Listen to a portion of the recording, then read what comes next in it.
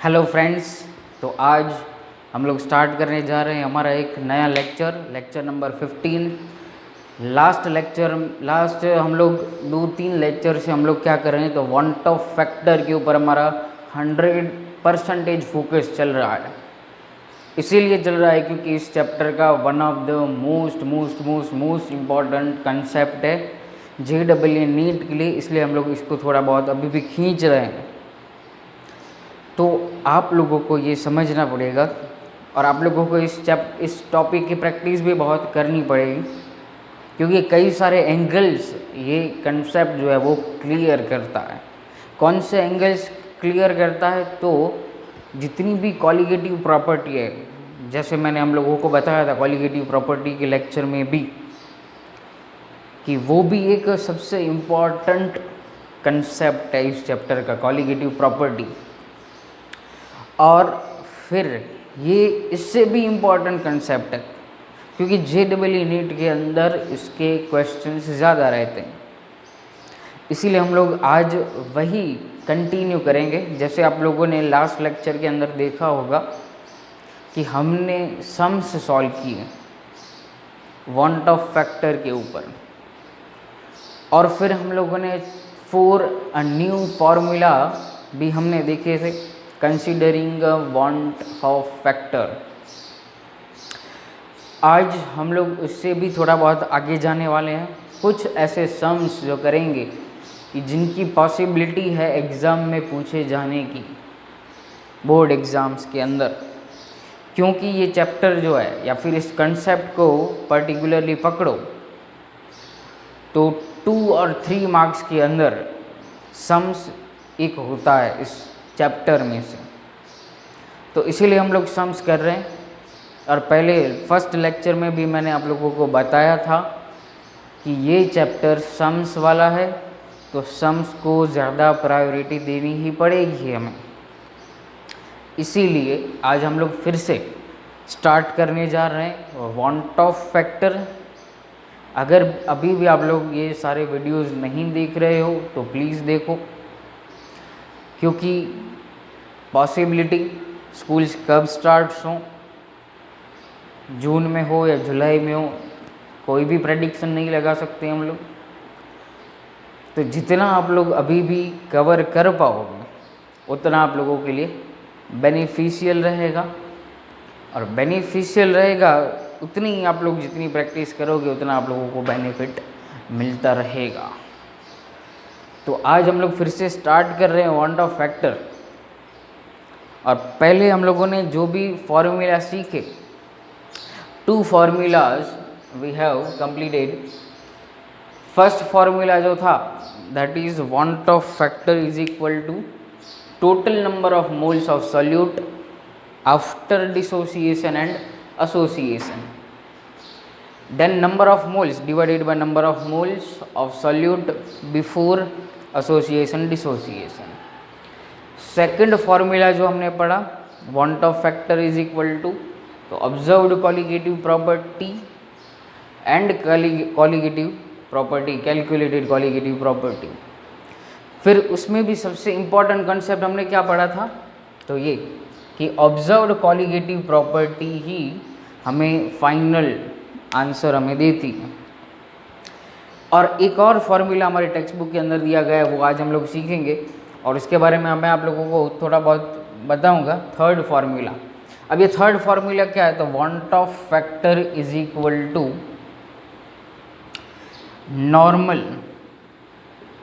Normal molecular mass divided by observed molecular mass. ये एक third formula भी आप लोगों को टेक्स्ट बुक में अंदर दिया हुआ है। अब ये आया कहाँ से, तो सिंपल एक मैं आप लोगों को एग्जांपल से समझाता हूँ। यहाँ पे देखो एसोसिएशन का हम लोग एज एग्जांपल लें, एसोसिएशन रिएक्शन कोई भी हो रहा हो, फॉर एग्जांपल हम लोग लें एसिटिक एसिड CH3COOH।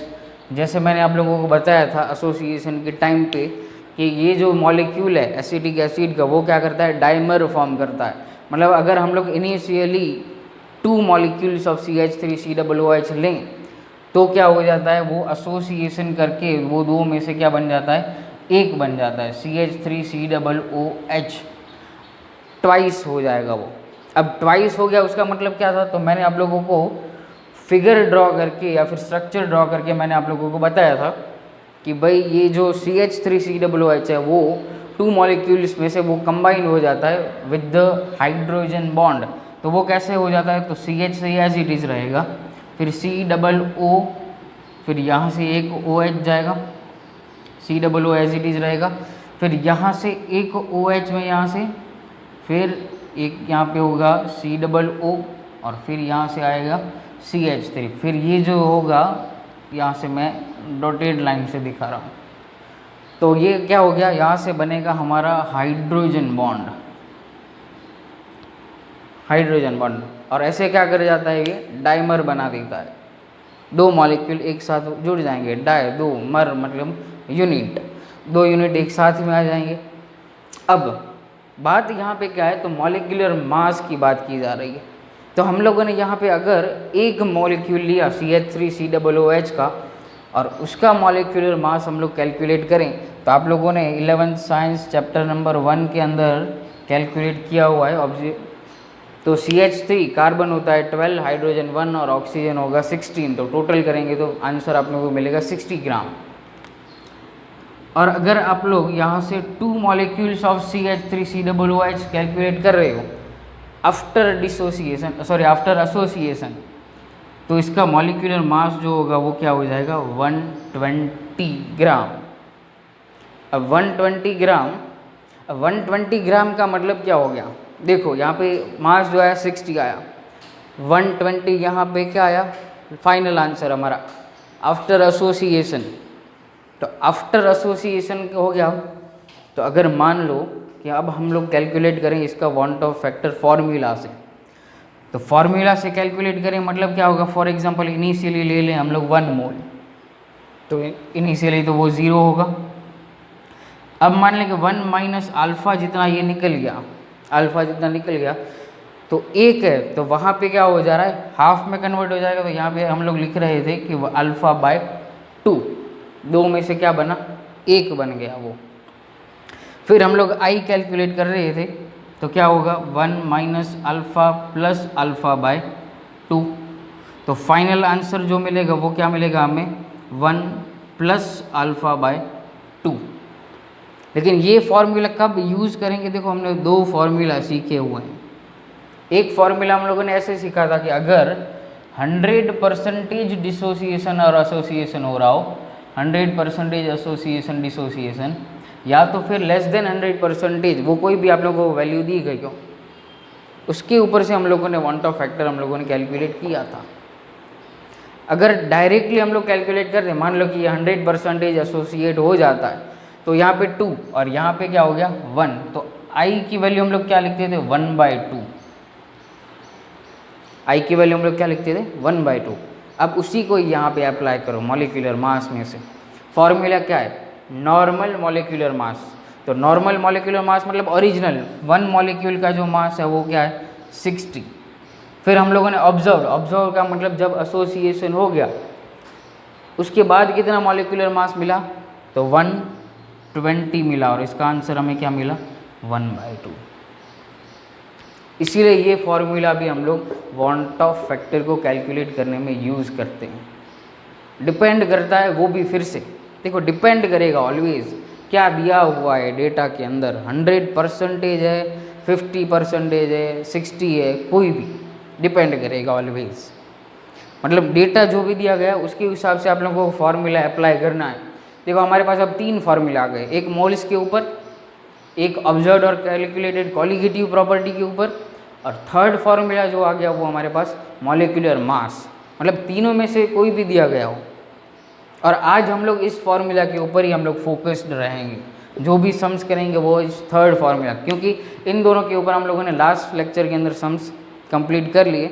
आज ये नया फार्मूला उसको हमने समझा, और फिर आज इसके ऊपर हम लोग करेंगे सम्स। ओके,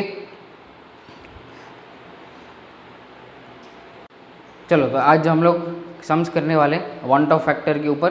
तो हमारा फर्स्ट सम मैंने यहाँ पे लिखा हुआ है। क्वेश्चन क्या है, तो m/10 solution of K4FeCN6 is 46% dissociated at 18 degree Celsius और कैलकुलेट करना है हमें ऑस्मोटिक प्रेशर। अब ऐसा सम आप लोगों को याद हो तो लास्ट टाइम मैंने आप लोगों को ये करवाया था, तब ऑस्मोटिक प्रेशर फाइंड करना है तो क्या हो जाएगा, formula pi is equal to MRT multiplied by 1/2 factor I। अब देखो जहाँ पे भी कैलकुलेट करने आए कि कॉलिगेटिव प्रॉपर्टी को कैलकुलेट करना है, तब हम लोग क्या करेंगे, यही फॉर्मूला लेंगे। फिर से मैं एक और बार बोल रहा हूँ, डिपेंड करता है डेटा के ऊपर, उस हिसाब से फॉर्मूला सेलेक्ट करना पड़ेगा। और वो भी आप लोगों को पता होना चाहिए कि कहाँ पे कौन सा क्यों ये फॉर्मूला यूज़ कर रहे हैं हम लोग।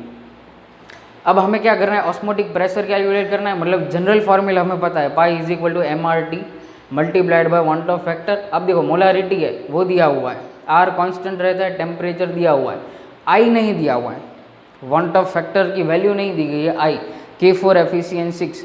और दूसरी बात हमें डेटा क्या दिया है, 46% में डिसोसिएट कर रहा है, मतलब 100% नहीं है, मतलब डायरेक्टली हम लोग कैलकुलेट नहीं कर पाएंगे कि भाई ये 4K प्लस निकलेंगे और एक FeCN6 निकलेगा, तो 1/2 फैक्टर वैसे हो जाता है 5 अगर 100% डिसोसिएट करता तो। अब नहीं कर रहा है तो हमें क्या करना पड़ेगा, तो सबसे पहले हम लोग कैलकुलेट करेंगे 1/2 फैक्टर की वैल्यू। इफ़ 46% डिसोसिएट हो रहा हो तब तो हम लोग क्या करेंगे, पहले इक्वेशन से स्टार्ट करेंगे कि भाई K4 FeCN6 डिसोसिएशन। अब 100% डिसोसिएशन नहीं है, मतलब क्या करेंगे, रिवर्सिबल एरो का यूज़ करते हैं हम लोग, तो यहाँ से निकलेगा 4 moles of K plus and 1 mole of FeCN6 4 minus. अब क्या होगा, तो यहाँ पे हम लोग लिख रहे हैं इनिशियली, भाई इनिशियल कंसंट्रेशन जो होगा, या फिर आप लोग मोल्स ले लो, तो इनिशियली ये 1 मोल, तभी ये कुछ नहीं बने होंगे, मतलब 0 0। अब क्या लिख रहे हैं, तो सपोज करें एट इक्विलिब्रियम, एट इक्विलिब्रियम लिखो, या फिर ऐसे भी लिख सकते हो आप लोग कि आफ्टर डिसोसिएशन की वैल्यू, क्योंकि ये हम लोग क्या करें, डिसोसिएशन हो रहा है इसलिए, तो आफ्टर डिसोसिएशन लिखो या इक्विलिब्रियम, दोनों एक ही है। तो सपोज करें कि 1 माइनस अल्फ़ा, अल्फ़ा जितना यहाँ से K4 FeCN6 जो होगा वो निकल गया होगा, तो यहाँ पे क्या बना, तो 4 मोल्स बना, मतलब ये कितना हो गया 4 अल्फ़ा, और ये 1 मोल बना, मतलब ये बना होगा अल्फ़ा जितना। चलो अब क्या करते हैं, कैलकुलेट, तो क्या हो जाएगा, तीनों का करो टोटल, मतलब 4 alpha plus 1 minus alpha divided by 1 मैं यहाँ पे नहीं लिख रहा हूँ, अब आप लोगों को वो समझ में आ गया होगा। फर्स्ट फार्मूला का यूज़ किया, total number of moles before and after association dissociation, वो फार्मूला। तो अब सिंपल है, क्या हो जाएगा, यहाँ से अल्फ़ा अल्फ़ा हो गया कट, तो I इज इक्वल टू क्या मिला 1 प्लस 4 अल्फ़ा।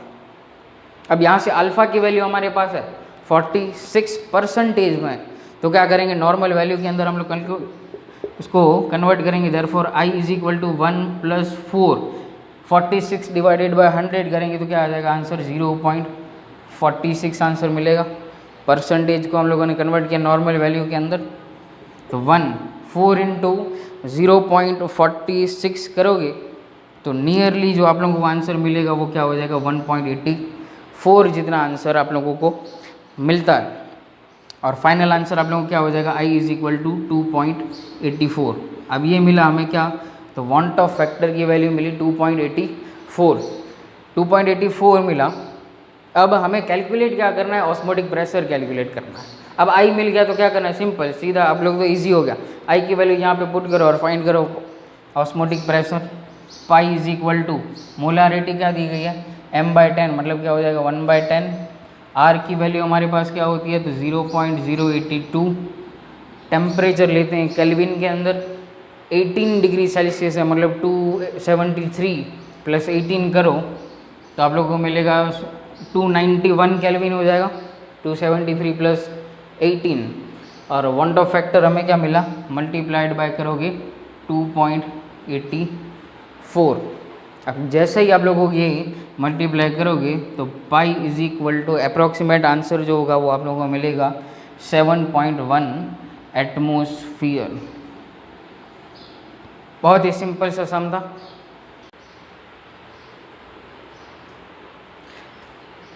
चलो तो हम लोगों ने ये लास्ट सम में कैलकुलेट किया, डिपेंड्स ऑन ऑस्मोटिक प्रेशर पाई। अब हम लोग सेकंड सम के ऊपर जाते हैं।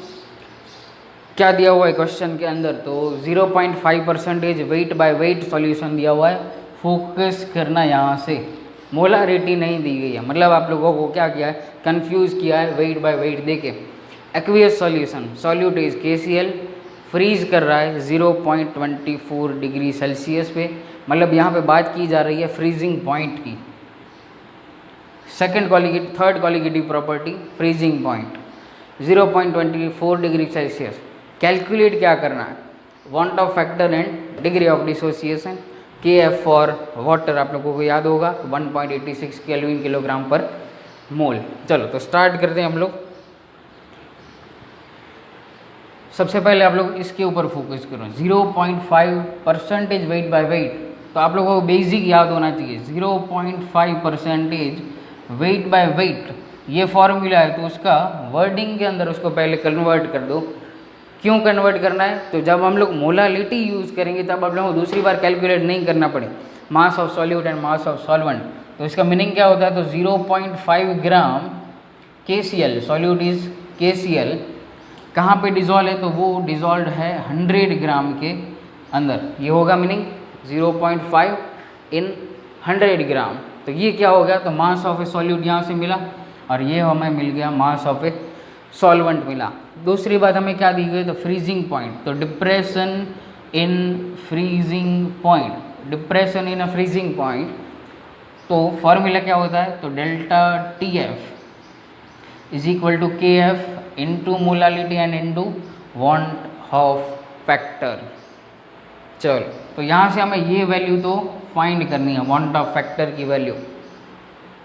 देन इतना पता होना चाहिए, स्टेप वाइज आप लोगों को कौन से स्टेप्स आप लोगों को नेक्स्ट आने चाहिए वो आप लोगों को याद करना पड़ेगा। अब डेल्टा TF की वैल्यू है हमारे पास, डेल्टा TF हमें क्या दिया हुआ है 0.24 डिग्री सेल्सियस।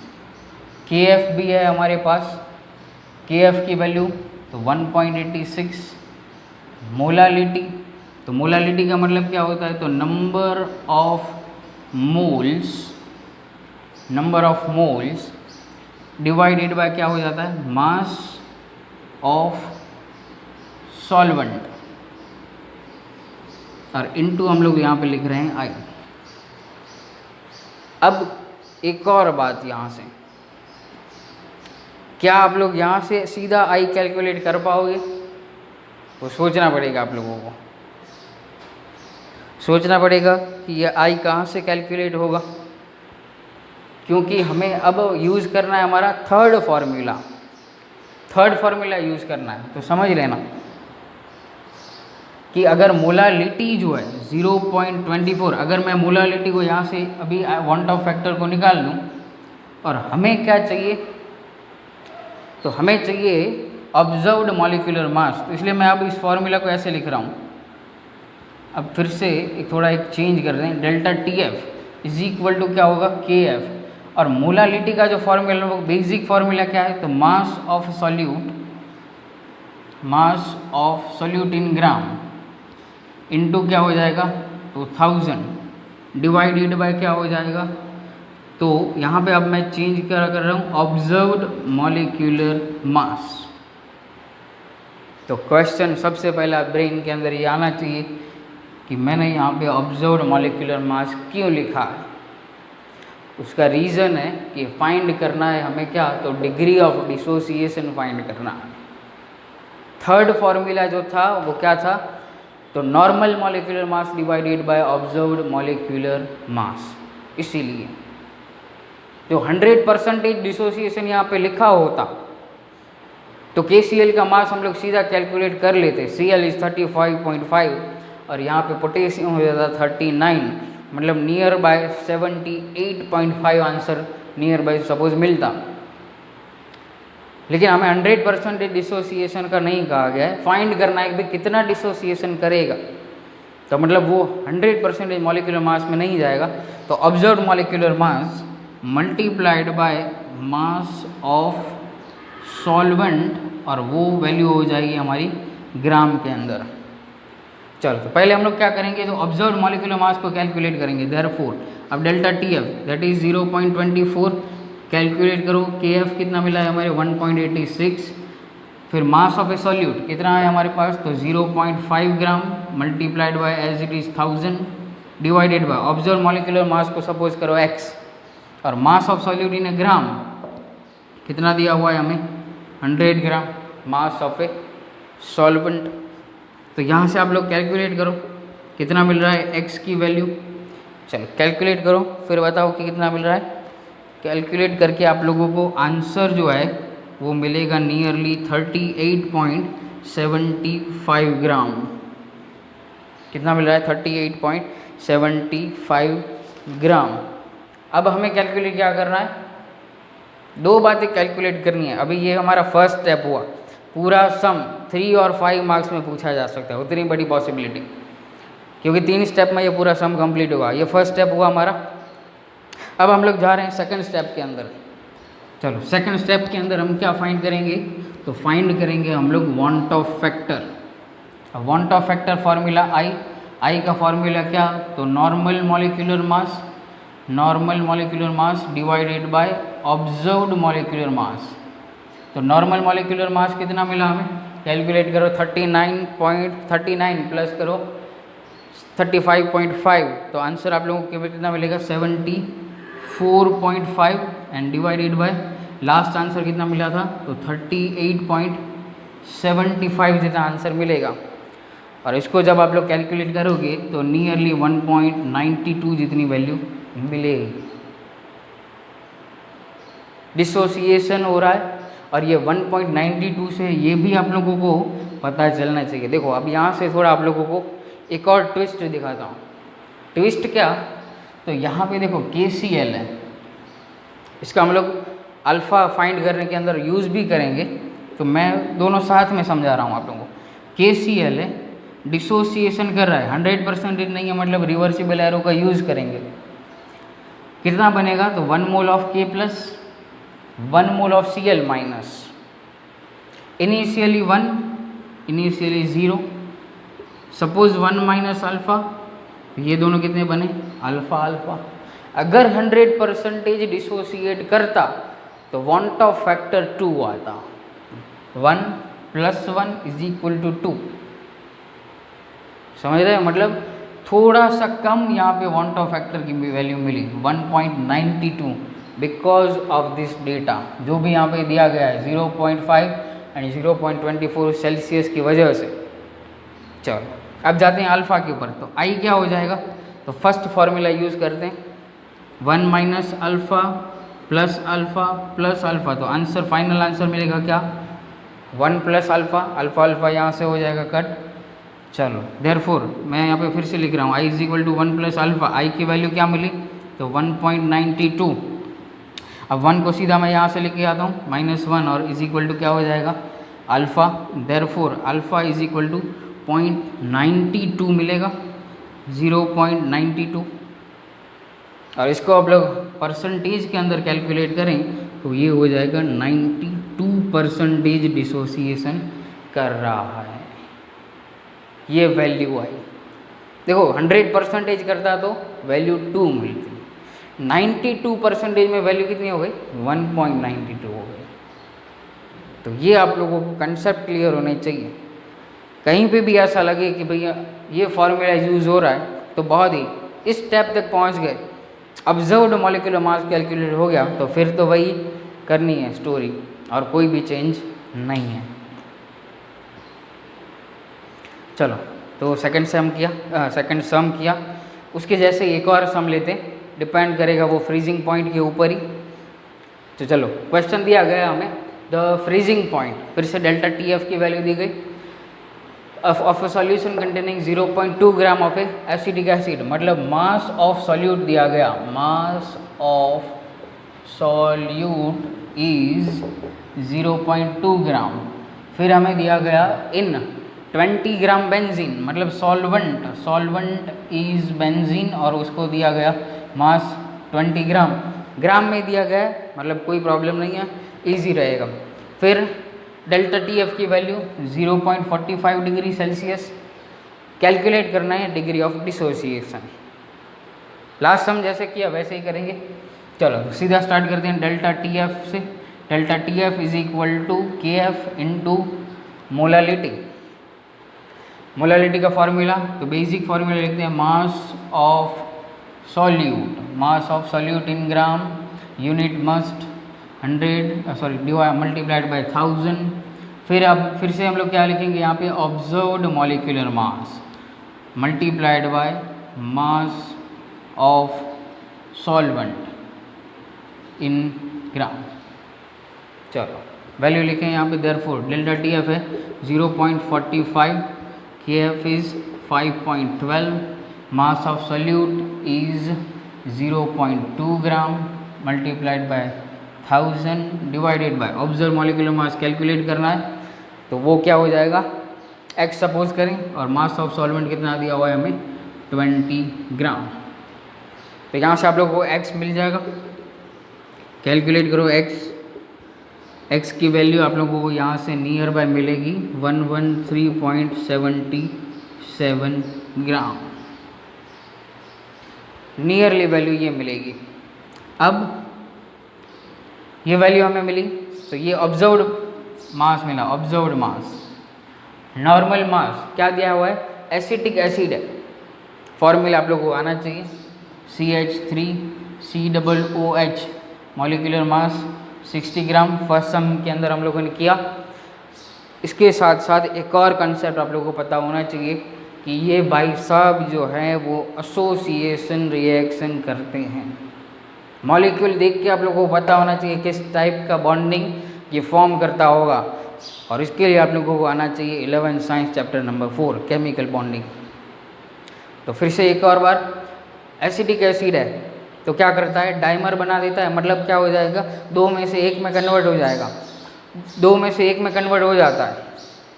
चलो, और फिर से एक और बात, 100% डिसोसिएशन नहीं है तो वैल्यू 1/2 नहीं मिलेगी, वैल्यू 1/2 नहीं मिलेगी। चलो पहले हम लोग वांट ऑफ फैक्टर कैलकुलेट कर लें, आई इज इक्वल टू क्या हो जाएगा, तो normal molecular mass divided bye क्या हो जाएगा, तो ऑब्जर्व्ड मॉलिक्यूलर मास। नॉर्मल क्या होता है, अगर एक मॉलिक्यूल है तो 60 ग्राम, ऑब्जर्व्ड क्या मिला, तो 113.77 मिला। तो आंसर आप लोगों को क्या मिल रहा है, तो नियरली हाफ, मतलब 0.52, 60 का डबल करोगे तो 120, तो ये क्या मिला हमें, 0.52 मिला। देखो अगर 100% में जाता होता तो ये एग्जैक्ट वैल्यू 0.50 मिलती, 1/2। चलो अब हम लोग क्या करें, हमें फाइंड करना है डिग्री ऑफ डिसोसिएशन, मतलब अल्फ़ा फाइंड करना है। चलो अल्फ़ा फाइंड करना है तो पहले इसका ले लो, आप लोग लिख लो या स्क्रीनशॉट ले लो, फिर हम लोग आगे बढ़ें। चलो यहाँ से हम लोग करते हैं अल्फ़ा को कैलकुलेट। अब अल्फ़ा कैलकुलेट करेंगे मतलब क्या है कि चलो 2CH3COOH, अब एसोसिएशन हो रहा है, 100% नहीं है तो फिर से रिवर्सिबल एरो यूज़ करेंगे, और ये क्या बनाता है, डाइमर CH3COOH और ट्वाइस, इनिशियली 1, इनिशियली ये 0, इनिशियली अल्फ़ा जितना एट इक्विलिब्रियम अल्फ़ा जितना निकल गया, कितना बना, तो हाफ बना, तो ये क्या हो गया, α/2। Therefore van't Hoff factor, first formula moles वाला फार्मूला, कैलकुलेट करो आफ्टर बिफोर डिसोसिएशन एसोसिएशन, यहाँ पे एसोसिएशन हो रहा है तो एसोसिएशन यूज़ करो, तो क्या हो जाएगा 1 - अल्फ़ा प्लस α/2, 1 - हाफ, तो अल्फ़ा आई की वैल्यू क्या मिल जाएगी, आई इज इक्वल टू 1 - अल्फ़ा/2 मिलेगा, 1 - अल्फ़ा/2, ये आंसर मिला। आई की वैल्यू है हमारे पास, चलो आई की वैल्यू 0.352, 1 - अल्फ़ा/2, तो 2 को दोनों से मल्टीप्लाई करो, इससे भी मल्टीप्लाई होगा, यहाँ से भी मल्टीप्लाई होगा, तो ये 0.52 मल्टीप्लाइड बाय करोगे 2, तो नियरली आंसर आप लोगों को मिलेगा वो दैट इज़ क्या हो जाएगा 1.04 जितना मिलना चाहिए, 1.04, और यहाँ से हो जाएगा 2 - alpha. Therefore alpha is equal to क्या हो जाएगा 2 - 1.04, तो 0.96 मिलेगा आंसर। और 0.96 अगर परसेंटेज में डिनोट करें तो वो अल्फ़ा की वैल्यू क्या हो जाएगी 96% में ये डिसोसिएशन करता है, 100 में नहीं। समझ में आया ये कंसेप्ट पूरा? नहीं। ओके, तो अभी नेक्स्ट सम के ऊपर जाते हैं। चलो, तो अब हम लोग लास्ट सम करते हैं इस सेशन का। क्वेश्चन थोड़ा ट्विस्टेड है और मेन फोकस आप लोग करोगे इस वर्ड के ऊपर, टेट्रामेराइजिस। क्वेश्चन पहले देख लेते क्या करना है और क्या हमें फाइंड करना है।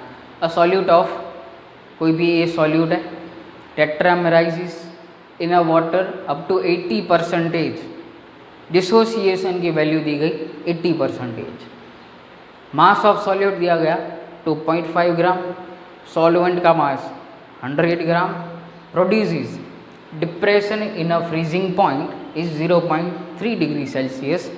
मतलब क्या दिया गया, डेल्टा TF की वैल्यू दी गई 0.3, KF की वैल्यू दी गई 1.86, always constant for water.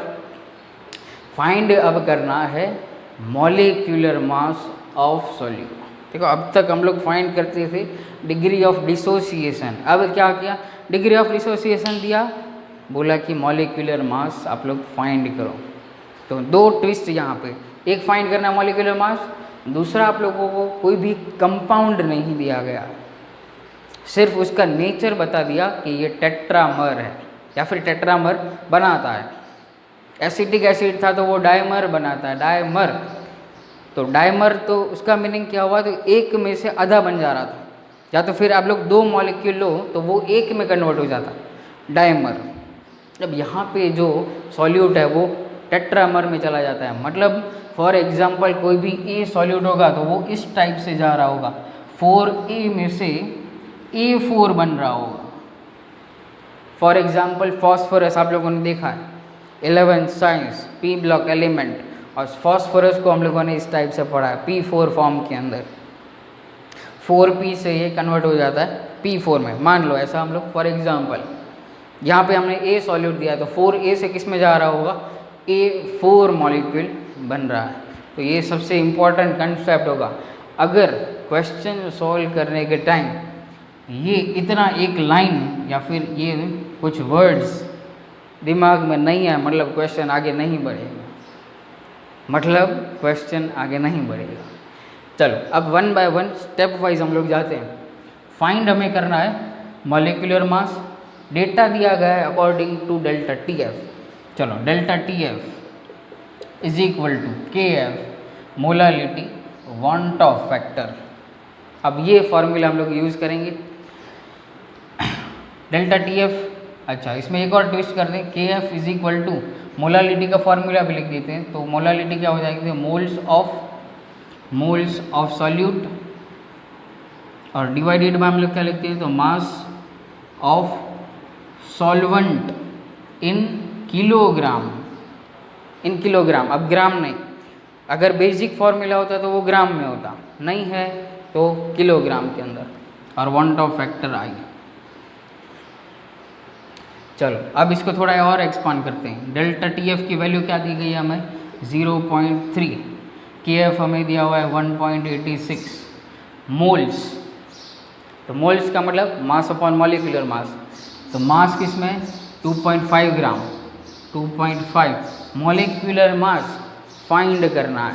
Suppose करो x डिवाइडेड है मास ऑफ सॉल्वेंट इन किलोग्राम, यहाँ पे मास ऑफ सॉल्वेंट किस में दिया हुआ है, ग्राम में, कन्वर्ट करो किलोग्राम के अंदर से, डिवाइडेड बाय 1000, तो ये हो जाएगा 0.1। और सबसे एक और कहानी में ट्विस्ट, वांट ऑफ फैक्टर की वैल्यू नहीं दी गई है। अगर कोई भी कंपाउंड दिया जाता तो हम लोग फाइंड कर सकते कि वांट ऑफ फैक्टर कितना, नहीं दिया हुआ है तो कहाँ से कैलकुलेट होगा। इसीलिए टेट्रामर दिया गया है कि उसके ऊपर से हम लोग क्या फाइंड कर सकेंगे, I, वांट ऑफ फैक्टर। तो पहले इसको फाइंड करेंगे और फिर x फाइंड करेंगे। चलो, तो वो इक्वेशन मैं फिर से लिख रहा हूँ, 4A और A4 इसमें कन्वर्ट हो गया। वही स्टोरी करनी है, चेंज कुछ नहीं। इसका कंसेप्ट पता होना चाहिए, डिग्री ऑफ डिसोसिएशन। इसमें भी अभी भी कंफ्यूजन है तो चैप्टर नंबर 7 में घूम के आओ। चलो, अब इनिशियली मान लो 1 मोल, इनिशियली ये 0, अल्फ़ा जितना निकल गया, अल्फ़ा जितना निकल गया। अब आप लोग सोचो यहाँ पे कितना बन रहा होगा। तो इसके लिए मैं आप लोगों को एक और फिर से CH3COOH को एक्सप्लेन कर रहा हूँ, तो आप लोगों को सीधा पता चल जाए। 2 moles of CH3COOH, reversible arrow में जाएंगे तो CH3COOH ट्वाइस बना एक, या तो फिर अभी हम लोगों ने यहाँ पे 2 मोल्स लिया, 2 में से 1 में कन्वर्ट हुआ, 2 में से 1 में, तो वांट ऑफ फैक्टर का वैल्यू मिल रहा था हमें 1/2 इफ 100%। तो यहाँ पे देखो 4 में से क्या बन रहा है, 1 बन रहा है। यहाँ पे 2 में से 1 वैल्यू 1/2, यहाँ पे क्या 4 में से 1 बन रहा है, तो वैल्यू क्या हो जाएगी α/4। यहाँ पे हम लोग क्या लिखते थे α/2, तो ये क्या हो जाएगी α/4। यहाँ पे भी α/2 लिख के आ गए, मतलब मर गए, यहाँ से सीधा 0। चलो आगे बढ़ें। अब यहाँ से हमें फाइंड करना है पहले आई। फार्मूला क्या, first formula moles after before dissociation association, plus करो 1 - अल्फ़ा प्लस α/4। क्या होगा यहाँ से, तो इसको एक्सपांड करोगे तो वैल्यू आप लोगों को लास्ट क्या मिल सकती है, α/4 है और यहाँ पे -α है। तो कुछ आप लोगों को फाइनल आंसर जो मिल रहा होगा वो कुछ ऐसा मिलेगा, 1 - 3α/4 जितना आंसर आप लोगों को मिल रहा होगा, 1 - 3α/4। इसको आप लोग मैथमेटिक्स के रूल से आप लोग एक्सपांड करोगे तो ये आंसर आप लोगों को मिलेगा। अब अल्फ़ा की वैल्यू है हमारे पास, अल्फ़ा कितना दिया हुआ है, अल्फ़ा कहाँ गया, ये रहा 80% है। तो नॉर्मल वैल्यू में कैलकुलेट करेंगे, मतलब क्या हो जाएगा 0.80, तो 0.80 डिवाइडेड बाय क्या करोगे 4, कैलकुलेशन करो, आंसर क्या मिल रहा है चेक करो। तो नियरली जो है वो आंसर आप लोगों को मिलेगा 0.4 जितना, आंसर क्या मिलेगा 0.4 जितना। अब हमें क्या मिला, आई मिला, मेन हीरो तो बाकी है अभी x, मेन हीरो हमारा x है। तो x अब फाइंड करते हैं यहाँ से, i की वैल्यू हमें मिली 0.4। अब ये 0.4 इस फॉर्मूला के अंदर ऐड करो, मतलब आप लोगों को सम कंप्लीट हो जाएगा 1.86, 2.5। अब यहाँ से मैं नीचे लिख देता हूँ 0.4 × 0.1, ओह सॉरी x तो हमें क्या करना है 0.1 × x, और यहाँ पे मिला हमें 0.4। फाइनल वैल्यू आप लोगों को क्या मिल सकती है, तो x = 1.86 × 2.5 × 0.4 होल डिवाइडेड बाय 0.3 × 0.1। तो लास्ट आंसर मिलेगा आप लोगों को 62 ग्राम। 62 ग्राम कैलकुलेट करो और फिर आप लोगों को ये आंसर मिलना चाहिए। अगर 61 पॉइंट समथिंग आ रहा है तो भी अप्रोक्सीमेट करके आप लोग ये लिख सकोगे, उसमें कोई भी प्रॉब्लम नहीं है, आंसर रॉन्ग नहीं होगा। तो ये सम्स आप लोगों को बहुत ही इंपॉर्टेंट प्रैक्टिस करनी पड़ेगी। बोर्ड एग्ज़ाम के अंदर 3 मार्क्स में ऐसे सम, और मैं कई बार आप लोगों को बोल चुका हूँ इस चैप्टर का one of the most important question है। तो जितनी प्रैक्टिस करोगे उतना आप लोगों के लिए अच्छा होगा, तो उतनी सम्स ज़्यादा कैलकुलेट आप लोग कर पाओगे। दूसरी बात, नेक्स्ट सेशन से हम लोग स्टार्ट करेंगे हमारे एक्सरसाइज के जितने भी इम्पॉर्टेंट सम्स करवाऊँगा, सिर्फ जो एग्ज़ाम्स में पूछे गए हों या पॉसिबिलिटीज़ हों, सिर्फ और सिर्फ इम्पॉर्टेंट सम्स, बेसिक सम्स एक भी नहीं, क्योंकि टेक्स्ट बुक में ओनली 39 सम्स दिए गए हैं, तो 39 सम्स करना पॉसिबल नहीं है। इसलिए कल से हम लोग नेक्स्ट सेशन के अंदर जितना भी इम्पॉर्टेंट सम्स होंगे तो वो हम लोग करेंगे।